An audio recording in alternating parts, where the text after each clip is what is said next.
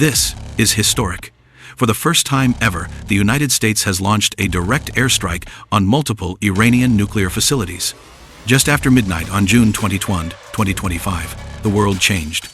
In the early hours of June 22, 2025, silence shattered over central Iran. A fleet of U.S. Air Force B-2 Spirit stealth bombers, America's most advanced long-range strike aircraft, crossed into Iranian airspace undetected. Within minutes, they launched a precision bombing campaign against three of Iran's most guarded and controversial nuclear facilities: Fordow, Natanz, and Isfahan. The U.S. Air Force unleashed its most advanced and secretive weapon, the B-2 Spirit stealth bomber, in a surgical, shocking, and devastating raid against Iran's nuclear infrastructure.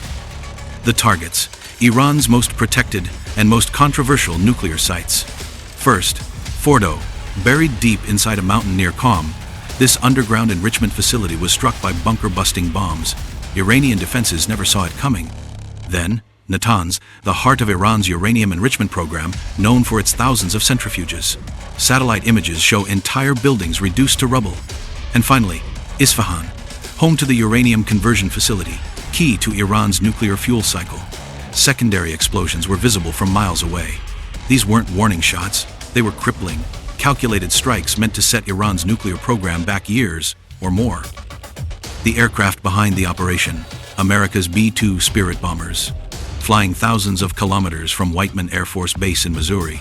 Using aerial refueling and total radar evasion, they entered Iranian airspace undetected. Their mission, codenamed Operation Silent Verdict, relied on massive ordnance penetrators, 30 zero-pound bombs designed to destroy underground bunkers. This was a statement, a technological, strategic, and psychological show of force.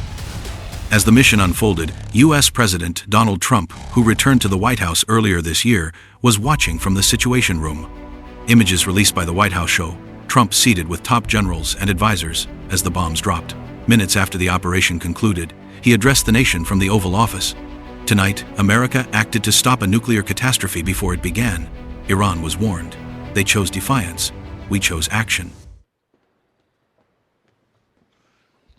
Thank you very much.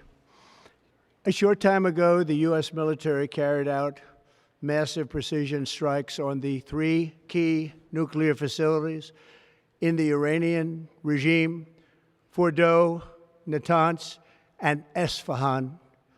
Everybody heard those names for years as they built this horribly destructive enterprise.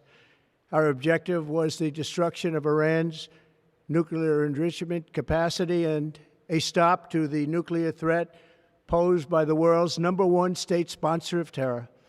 Tonight, I can report to the world that the strikes were a spectacular military success. Iran's key nuclear enrichment facilities have been completely and totally obliterated. Iran, the bully of the Middle East, must now make peace. If they do not, future attacks will be far greater and a lot easier. For 40 years, Iran has been saying death to America, death to Israel. They have been killing our people, blowing off their arms, blowing off their legs with roadside bombs. That was their specialty. We lost over 1,000 people, and hundreds of thousands throughout the Middle East and around the world have died as a direct result of their hate. In particular, so many were killed by their general, Qasem Soleimani. I decided a long time ago that I would not let this happen. It will not continue. I want to thank and congratulate Prime Minister Bibi Netanyahu. We worked as a team like perhaps no team has ever worked before. And we've gone a long way to erasing this horrible threat to Israel. I want to thank the Israeli military for the wonderful job they've done. And most importantly, I want to congratulate the great American patriots who flew those magnificent machines tonight, and all of the United States military on an operation the likes of which the world has not seen in many, many decades. Hopefully, we will no longer need their services in this capacity. I hope that's so. I also want to congratulate the chairman of the Joint Chiefs of Staff, General Dan Raising-Kane, spectacular general, and all of the brilliant military minds involved in this attack. With all of that being said, this cannot continue. There will be either peace or there will be tragedy for Iran far greater than we have witnessed over the last 8 days. Remember, there are many targets left. Tonight's was the most difficult of them all, by far, and perhaps the most lethal. But if peace does not come quickly, we will go after those other targets with precision, speed, and skill. Most of them can be taken out in a matter of minutes. There's no military in the world that could have done what we did tonight, not even close. There has never been a military that could do what took place just a little while ago. Tomorrow, General Kane, Secretary of Defense, Pete Hegseth will have a press conference at 8 a.m. at the Pentagon. And I want to just thank everybody, and in particular, God. I want to just say, we love you, God, and we love our great military. Protect them. God bless the Middle East. God bless Israel, and God bless America. Thank you very much. Thank you. Israeli Prime Minister Benjamin Netanyahu also made a statement, confirming that Israel had prior knowledge of the operation and stood in full support of the U.S. decision. This was a just and necessary action. The free world cannot allow the regime in Tehran to possess the ultimate weapon. Congratulations, President Trump.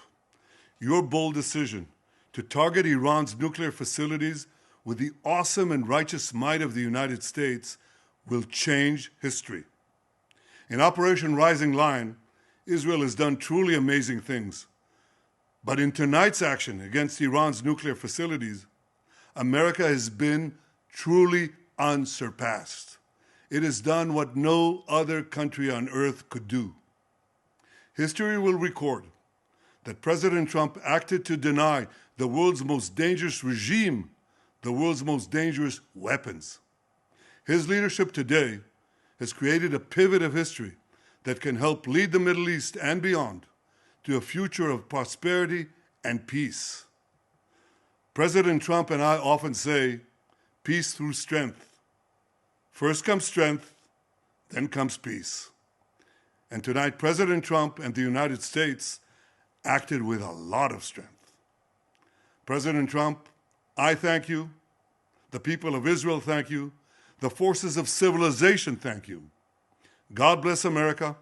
God bless Israel. And may God bless our unshakable alliance, our unbreakable faith.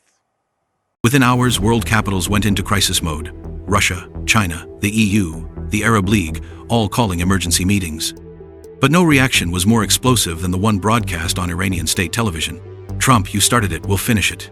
Supreme Leader Ali Khamenei issued a chilling threat. The Americans will face severe damage and blows, more than those who have suffered in the past. This is not the end. This is the beginning. Iran's Islamic Revolutionary Guard Corps, IRGC, has gone on full alert. Missile batteries have been moved. Reports indicate Hezbollah in Lebanon, militias in Iraq, and the Houthis in Yemen have been placed on standby. Tehran claims the U.S. attack killed several nuclear scientists, and that retaliation is now inevitable and proportional. The Strait of Hormuz, through which 1/5 of the world's oil flows, may soon become the world's most dangerous flashpoint. With its nuclear infrastructure in ruins, Iran now faces a critical choice: de-escalate or strike back with force. And all signs point to the latter. Iran's top military commanders now speak openly of vengeance, and the world is bracing for their answer. Military analysts warn that Iran may respond through a combination of direct and proxy attacks across the region. The most likely target, U.S. military bases in the Gulf. The most immediate threat, U.S. military installations across the Middle East.